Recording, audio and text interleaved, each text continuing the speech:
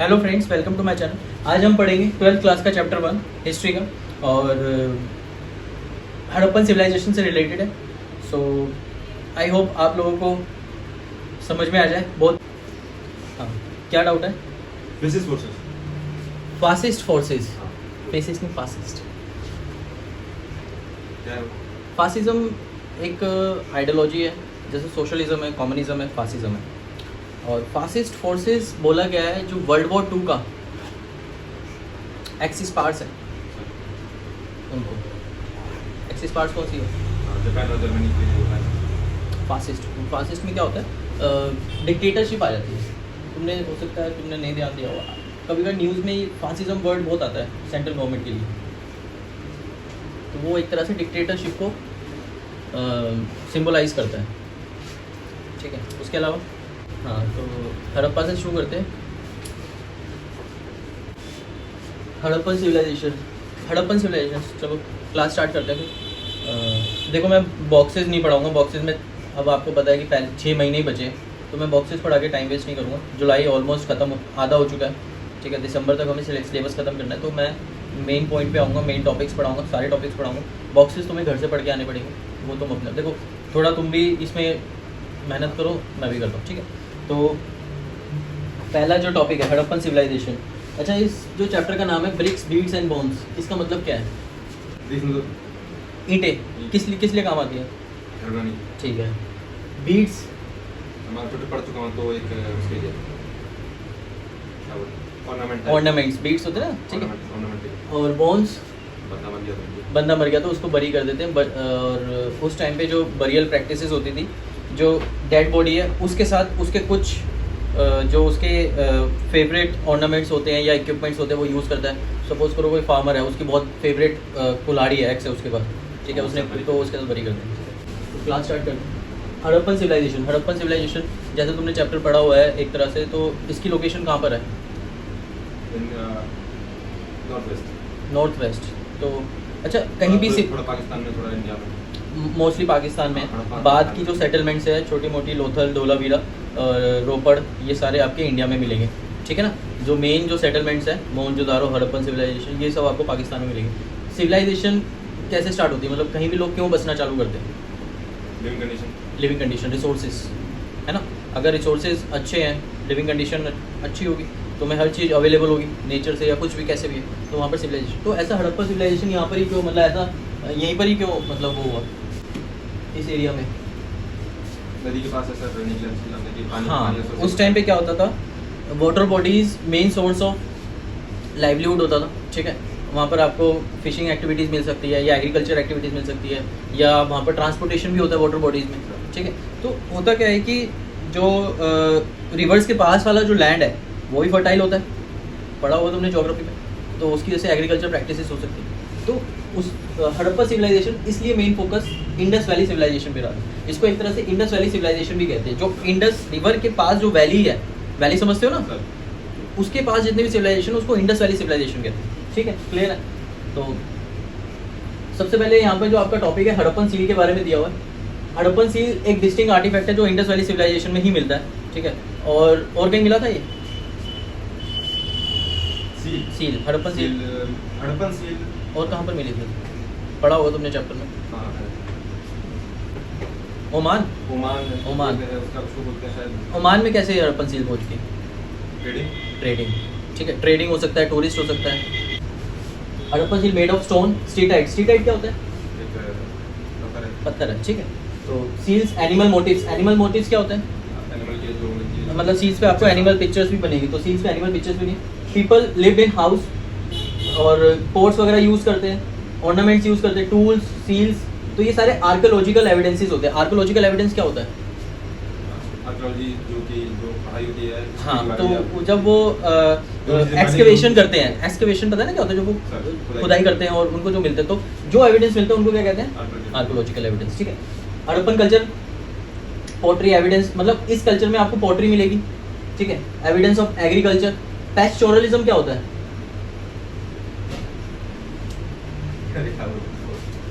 चरवाहे, गाय चराना, चरवाहे जो भेड़ बकरियां चराते हैं। ठीक है, तो ये एक्टिविटीज़ वगैरह। स्मॉल सेटलमेंट्स हैं, ठीक है। अच्छा, अब ऐसा हुआ था कि एक बहुत बड़ा बर्निंग इंसिडेंट हुआ था जो एक मॉडर्न हड़प्पन सिविलाइजेशन और अर्ली हड़प्पन सिविलाइजेशन के बीच में होता, ठीक है। तो जो स्टार्टिंग की सिविलाइजेशन थी हड़प्पन, उसके बाद एक बहुत बड़ा बर्निंग इंसिडेंट हो गया था वहाँ पे, उसके बाद फिर दोबारा से सिविलाइजेशन बनने लगी थी, ठीक है।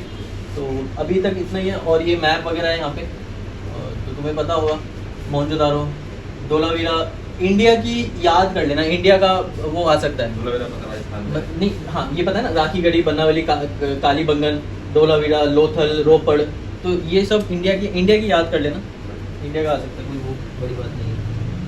नेक्स्ट,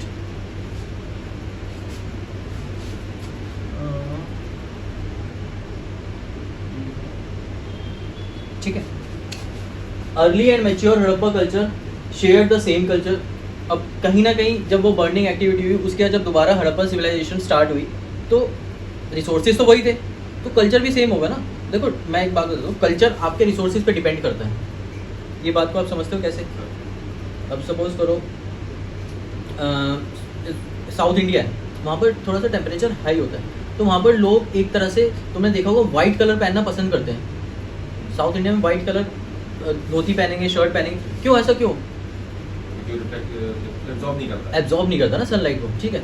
और अगर आप यही कश्मीर में चले जाओगे, वहाँ पर डार्क कलर को प्रेफरेंस मिलती है, ग्रे होगा, ब्लैक होगा, ठीक है, क्यों?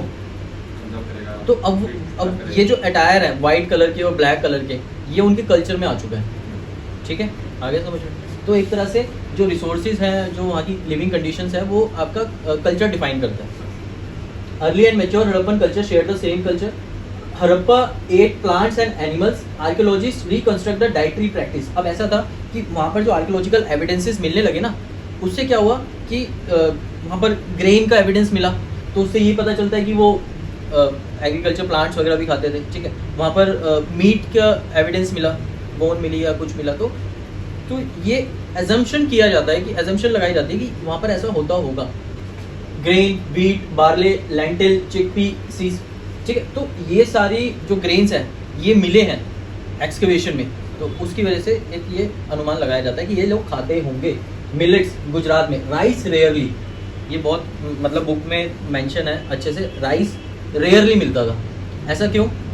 वहाँ तो राइस के लिए पानी चाहिए होता है, पानी है वहाँ, ऐसा क्यों? देखो राइस जहाँ वाटर बॉडी है ना, वहाँ तो मिलेगा, रेयरली मिलेगा, लेकिन राइस की कल्टीवेशन एक अलग तरीके से होती है। पता तुम्हें कैसी होती है राइस की कल्टीवेशन? नहीं पता। राइस ना पहले एक नर्सरी में, उसको राइस का जो प्लांट होता है उसको पहले नर्सरी में ग्रो किया जाता है, ठीक है। जब वो थोड़ा सा बड़ा होता है ना, तब उसको मेन फील्ड में लाया जाता है। तो ये जो टेक्निक है, एग्रीकल्चर प्रैक्टिस है, ये काफ़ी समय के बाद लोगों को पता चली थी, क्योंकि ये डिफरेंट टेक्निक है। ऐसा नहीं कि बो दिया और वो हो गया और हमने हार्वेस्ट करके खा लिया, नहीं। राइस एक अलग प्रैक्टिस से ग्रो किया जाता है, ठीक है। एनिमल बोन्स मिली है, कैटल, शीप, गोट, बफेलो, पिग, और ये एक तरह से डोमेस्टिक एनिमल भी है। तो एक बार बताओ ना, पिग का मिला है, बफेलो का मिला है, गोट का मिला है, कैटल, शीप, इतने सारे एनिमल बोन्स मिले हैं, तो क्या डिपेक्ट करता है? हो सकता है इनके डोमेस्टिक एनिमल्स हों, अभी भी ये हाँ अभी है ना, ठीक है। तो फिश, वाइल्ड डियर, अभी फिश भी मिला है, फाउल मिला है, वाइल्ड डियर मिला है, मतलब जंगली जो हिरन होता है, ठीक है, बोर जंगली सुअर होता है एक तरह से, और घड़ियाल,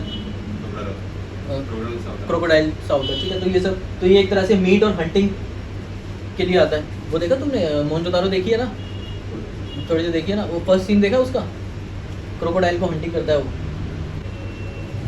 ठीक है। तो नेक्स्ट आते हैं, प्लगिंग फीट 2 सेट में होती थी, फेरोज उनको डिवाइड करती थी। फेरोज पता है? जो डिवीजन पार्टीशन होता है ना, जो मिट्टी से होता है। नहीं, जैसे सपोज करो ये एक फील्ड है, तो मैं इसको अगर ऐसे कर दूंगा तो एक फील्ड ये होगी, एक फील्ड ये होगी, एक फील्ड ये होगी, एक ये फील्ड होगी। हाँ, तो वो ऐसे डिवाइड होगा, मिट्टी का जो एक छोटा सा वो बनता है, उस हिसाब से डिवाइड होगा। मिट्टी के उससे डिवाइड कैसे होगा? तो कैसे डिवाइड होगा? फैरोज होते हैं जो छोटी छोटी वो होती है, ग्रिड सिस्टम टाइप होता है जिसमें पानी चलता है, जिसको अगर मैं टिपिकल हिंदी बोलूँ तो नालियाँ जो होती हैं। तो बीच में प्लॉट है और चारों तरफ, हाँ बीच में प्लॉट। देखो ऐसा है ना, ये एग्रीकल्चर फील्ड है, स्क्वायर में है, ठीक है। उसमें से एक फैरो निकाल दी, एक छोटी सी मतलब गली टाइप या कुछ बिल्कुल छोटा सा, जिसमें से वाटर जा सके, और एक ऐसे। तो क्रॉस में इसलिए निकालते हैं ताकि अच्छे से एग्रीकल्चर फील्ड डिवाइड हो जाए और वाटर आराम से हर फील्ड तक जाए, तो फैरोज उसको कहते हैं, तो रुकेगा कैसे? तो डिवाइड कैसे होगा? पानी तो है ना, उसके चारों तरफ पानी जाएगा। नहीं, पानी कैसे जाएगा ना सर? अब सपोज करो तो ज़्यादातर जो साइट्स हैं अब तो रिवर के पास तो लिमिटेड ही होगा, रिवर से दूर होगी ज़्यादा लैंड तो वो सेमी एरिड होता है। सेमी एरिड क्या होता है? जहाँ पे थोड़ा सूखा होगा, थोड़ा हाँ पानी वाला ठीक है, तो एक तरह से वहाँ पर आप कर सकते हो एग्रीकल्चर प्रैक्टिस, लेकिन वहाँ पर इरिगेशन प्रैक्टिसेस होनी चाहिए। इरिगेशन मतलब सिंचाई पानी वगैरह, का पानी आपको लेके आना पड़ेगा, ठीक है। तो वहाँ पर आप या तो वेल कर सकते हो, पानी का कुआं आप निकाल सकते हो, या वैसे फैरोज के थ्रू आप कर सकते हो। तो अफगानिस्तान में कैनाल के ट्रेसेस मिली हैं, कैनाल समझते हो ना, सर। नहर, कैनाल के ट्रेसेस मिले, ठीक है। अफगानिस्तान में एक जगह है शोटुगई, शोटुगई बुक में मेंशन है, देखो ये वाला कहाँ पे है ना, उसको अंडरलाइन कर लो, 1 मार्क में आता है वो, ठीक है।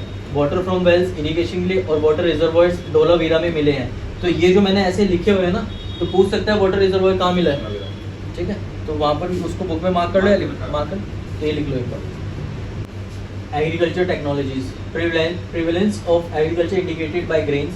अब हमें कैसे पता चलता है ग्रेन से कि वहाँ पर एग्रीकल्चर प्रैक्टिसेस की जाती होंगी, ठीक है।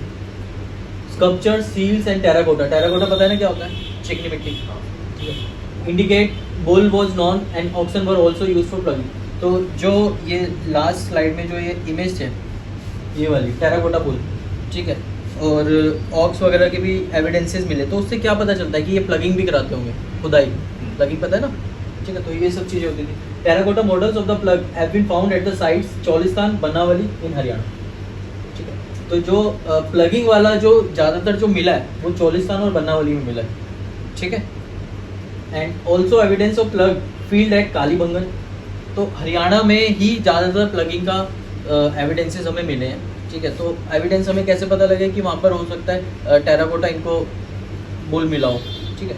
तो ये fields 2 sets of furrows at right angle to different crops together, तो जब राइट एंगल पे 2 फैरोज बना दिया तो 2 डिफरेंट क्रॉप्स आप कल्टीवेट कर सकते हो ना, ठीक है।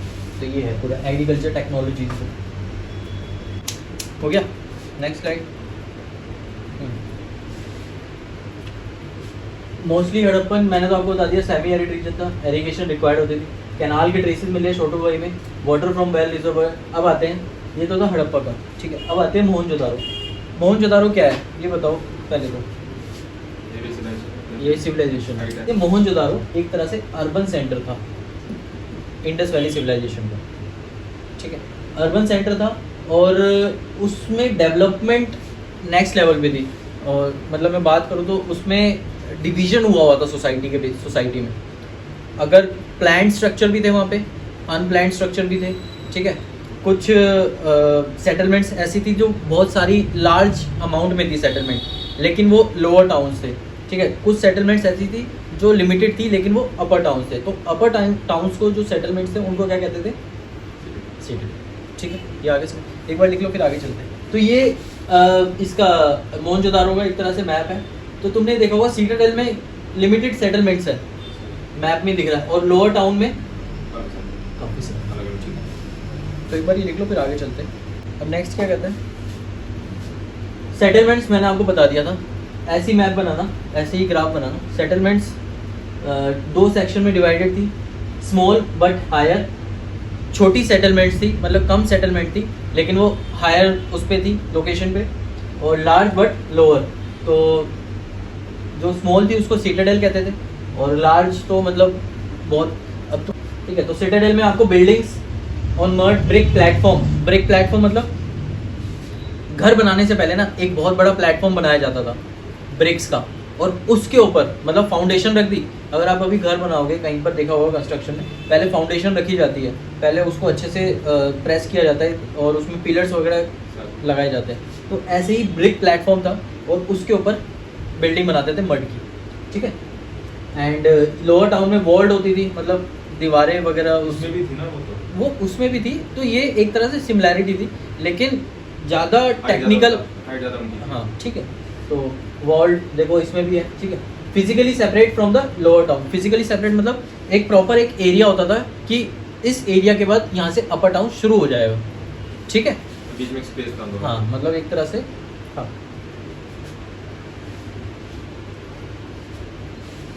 Next, settlement was plan and then implemented. पहले प्लान किया जाता था मोहनजोदारो में कि ऐसे ऐसे बनाया जाएगा और उसको एग्जीक्यूट किया जाता था। As platform were in place, all the building activities within the city was restricted to fix area on the platform. एक प्लेटफॉर्म, जैसे मैंने तुम्हें बताया था ना, ब्रिक का प्लेटफॉर्म बना लिया, तो उसी प्लेटफॉर्म पे ही बिल्डिंग बनेगी। ऐसा नहीं होगा कि प्लेटफॉर्म यहाँ बनाया तो बिल्डिंग थोड़ी सी बाहर निकल गई, एनक्रोचमेंट नहीं था, बिल्कुल प्लान्ड सिटी बनाई गई थी मोहनजोदारो उस टाइम पे, ठीक है।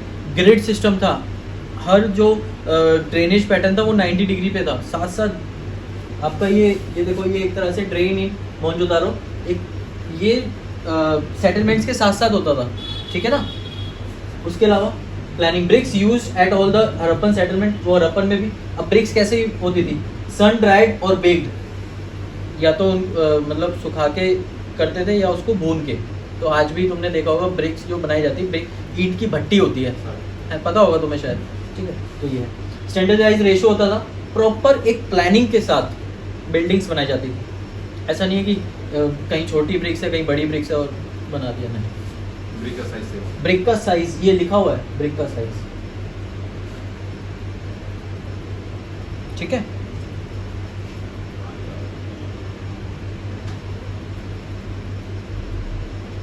उसके बाद लेइंग आउट द ड्रेन्स, ये वाला जो टॉपिक है इसमें प्लान ड्रेनेज सिस्टम होता था। लोअर टाउन में रोड्स एंड स्ट्रीट्स, एक ग्रिड पैटर्न समझते हो ना, जो वो जाला टाइप होता है, ठीक है, उस पर, ठीक है। And streets and drain before the building house, तो every house have to at least one wall, मतलब हर हाउस की एक ना एक वॉल होती थी और उसकी वॉल के साथ एक ड्रेनेज सिस्टम जाता था। आपको ऐसा कोई घर मिलेगा ही नहीं जो ड्रेनेज सिस्टम से अटैच ही ना हो। तो ये बिल्कुल प्लान्ड सिटी बनाई गई थी। तो ये एक इमेज है, तो इसको एक बार लिख लो। नेक्स्ट, हाँ, अब आता है नेक्स्ट जो टॉपिक हमारा, डोमेस्टिक एग्रीकल्चर। उस टाइम पे, अभी ये मोहनजोदारो की बात हो रही है पूरी। लोअर टाउन हमेशा रेजिडेंशियल बिल्डिंग होती थी, उनके पास क्या होता था, एक कोर्टयार्ड होता था। तो तुमने रूरल एरियाज में घर देखे कैसे होते थे? पहले आप अगर घर में एंट्री करोगे तो एक बहुत बड़ा कोर्टयार्ड होता है और साइड में आपके काफी बड़ा कोर्टयार्ड जैसा, हाँ, और फिर चारों तरफ ऐसे, हाँ, चारों तरफ। तो तुम्हारे ये वाले घर में है या गांव में ना? हाँ, 3 तरफ से घर है। हाँ, तो यही पर है।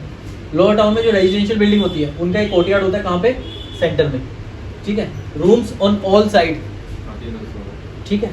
Centre for all activities, centre किस लिए है, वहाँ पर सब्जी कटेगी, वहाँ पर सब्जी बनेगी, चूल्हा भी वहीं पर होगा, बर्तन भी वहीं पर धुले, मतलब सेंटर एक रूम्स में तो होती नहीं है, खुले में तो होता है ये सब, कपड़े भी वहीं धुल रहे हैं, है ना। यही सब चीज़ें, अगर कैटल है तो गाय भी साइड में खड़े होकर वहीं चारा खाएगी, वहीं उसका चारा, तो कोई गाड़ी है तो गाड़ी भी वहीं पार्क होगी आज के हिसाब से, उस टाइम पे तो होती नहीं थी गाड़ी, ठीक है।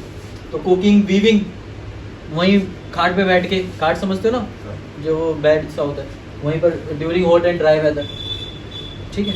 तो सेंटर, ये सारी चीज़ों का एक्टिविटीज़ वहाँ पे होती थी, ठीक है। कोई विंडो नहीं होती थी। Main entrance does not give direct view of the interior courtyard, तो मेन एंट्रेंस हमेशा आपको जरूरी नहीं कि सामने कोर्टयार्ड के सामने ही बता देगा सारा सिस्टम क्या है। वेल होता था ना, वेल होता था। और कुछ हाउसेज में स्टेयर्स भी देखी गई है, तो ये हो सकता है कि वहाँ पर सेकंड स्टोरी भी हो, ठीक दिख रहा होगा ना सर, लेकिन ऐसा होता है ना, वो हो सकता है वॉश आउट हो गया हो, लेकिन सीढ़ियाँ जा रही हैं ऊपर, है ना। तो ये है, एवरी हाउस उनके अपने बाथरूम, ड्रेन्स होते थे। स्टेयरकेस, अगर स्टेयरकेस है, मतलब सपोज करो कि अभी कोई एक्सकवेशन हुआ है और वहाँ पर एक घर मिला है और वहाँ पर 2 सीढ़ियाँ भी मिली है ऊपर जाते हुए, लेकिन ऊपर का सब पता नहीं कहाँ है, लेकिन ये इंडिकेट तो कर रहा है ना कि यहाँ से सीढ़ियाँ ऊपर जा रही है, सीढ़ियाँ नीचे भी आ रही है वहाँ से, लेकिन ऊपर भी जा रही है, ठीक है। तो ये है। और वेल्स मिले हैं, तो ये एक तरह से मोहनजोदारो में आपको 700 कुएं दिखेंगे, ये चीज़ मिली है, ठीक है। इसमें ये है, और सीटाडेल के बारे में है बताया गया।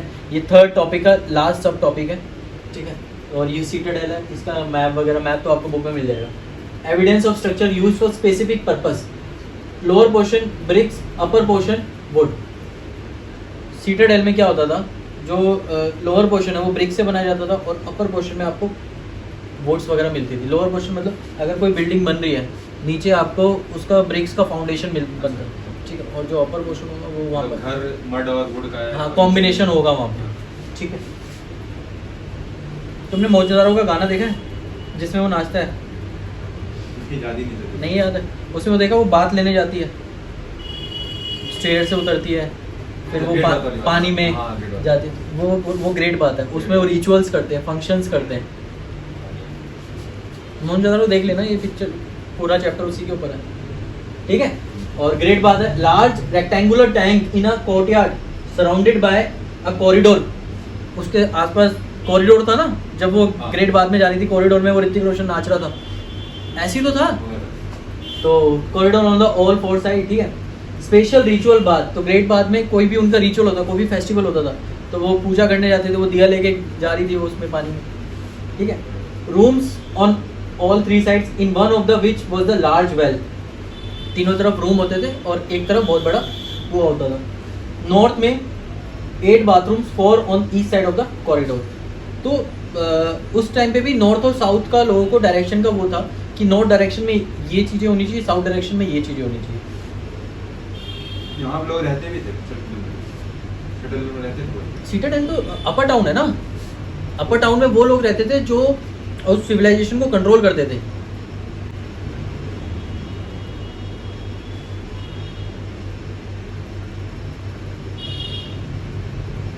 और कोई राजा नहीं है, हैं? और कोई किंग नहीं है। किंग उस टाइम पे होते थे। इसमें नहीं है ना, इसमें एज सच आगे हम पढ़ेंगे प्रिसिंग। प्रिस्ट किंग वगैरह के बारे में, ठीक है। मतलब एक जो वो किंग की जो डेफिनेशन है उसमें कोई बैठता नहीं। उसमें कोई बैठता नहीं, बस यही है। मतलब वहाँ से किंगशिप शुरू हो चुकी थी। देखो सिविलाइजेशन यहीं से शुरू हुई थी, तो धीरे धीरे किंग की डेफिनेशन चेंज होती गई। अब ये जो टॉपिक है ट्रैकिंग सोशल डिफरेंसेस, ये नेक्स्ट टॉपिक है, 4 टॉपिक है हमारा। इसमें हम बात करेंगे वहाँ पर लोगों में सोशल डिफरेंस कैसे होता था, हम डिफाइन कैसे करेंगे कि ये अपर क्लास है, लोअर क्लास है, ये रिलीजियस है या इतना रिलीजियस नहीं है, या तो ये पुअर है, ये रिच है, ठीक है। तो ये कैसे डिफाइन होगा? ये डिफाइन होता है, अब सपोज करो तुम हो और तुम्हारा एक फ्रेंड है, तुम्हारे पास बढ़िया वॉच, शूज़, गाड़ी है ना, अपनी पर्सनल गाड़ी है तुम्हारे पास, स्कॉर्पियो। वहीं तुम्हारे फ्रेंड के पास वॉच, शूज़, पर्सनल गाड़ी है, ऑल्टो। मतलब डिफरेंस है, लोगों को समझ में आ जाएगा कि कहीं ना कहीं इसमें इनके बीच में एक इकोनॉमिक या फाइनेंशियल डिफरेंस है, कि ये कहीं ना कहीं अपर क्लास से बिलोंग करता है और ये कहीं ना कहीं लोअर, मतलब इन टर्म्स ऑफ फाइनेंशियल, ठीक है ना। तो ये तो एक तरह से जो आप इक्विपमेंट, जो भी आप चीज़ें यूज़ कर रहे हो, जो रिसोर्सेज यूज़ कर रहे हैं, आपके रिसोर्सेज आपके बताएंगे कि आप कितने ज़्यादा रिच हो। हर कोई ब्राउन राइस नहीं खाता ना, पता भी नहीं है। एवोकाडो भी नहीं खाता हर कोई। नहीं। एवोकाडो तो 200-250 रुपये का ही खाता है वो, और उतने में वो एवोकाडो जो काम करता है वही काम बनाना करता है। लेकिन ये जिसके पास पैसा है वो तो एवोकाडो खाएगा, जिसके पास नहीं है वो बनाने से काम चलाएगा, और जो समझदार है वही बनाने से काम चलाएगा, ठीक है। तो ये सब चीज़ें हैं। तो सोशल डिफरेंस पढ़ेंगे हम नेक्स्ट क्लास में। नेक्स्ट क्लास में पढ़ेंगे, और बाकी तुम्हारा सेकंड चैप्टर स्टार्ट करेंगे हम नेक्स्ट क्लास से, ठीक है। कोई डाउट हो बताना, और आई होप आपको ये वीडियो अच्छी लगी हो। थैंक यू, आज के लिए बस इतना ही। जय हिंद।